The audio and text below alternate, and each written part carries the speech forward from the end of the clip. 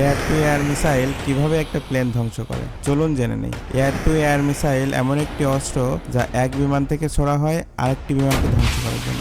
এটি আধুনিক যুদ্ধ বিমানের প্রধান আক্রমণক্ষম অস্ত্রগুলির একটি। এখন চলুন দেখি এটি কিভাবে একটি প্লেনকে ধ্বংস করে। ধ্বংস করার ধাপগুলো।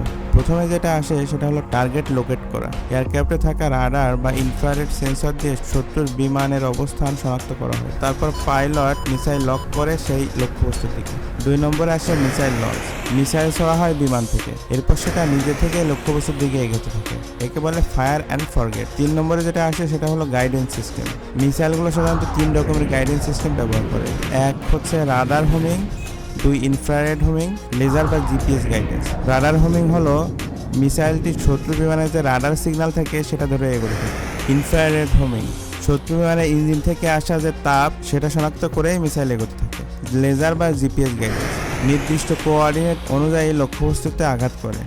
ইম্প্যাক্ট মিসাইল সরাসরি প্লেনকে আঘাত করতে পারে অথবা খুব কাছে গিয়ে বিস্ফোরণ ঘটায়। এতে বিমানের কাঠামো, ইঞ্জিন বা ফুয়েল ট্যাঙ্ক ধ্বংস হয়। ধ্বংস বিস্ফোরণের কারণে প্লেনের গতি, ভারসাম্য এবং নিয়ন্ত্রণ নষ্ট হয়ে যায়। পাইলট যদি প্যারাশুট দিয়ে বের হতে না পারেন তাহলে প্লেন মাটিতে আসতে পারে। এই টাইপের ভিডিও পেতে চ্যানেলটি সাবস্ক্রাইব করতে হবে আর পেজটি ফলো করতে হবে। ধন্যবাদ।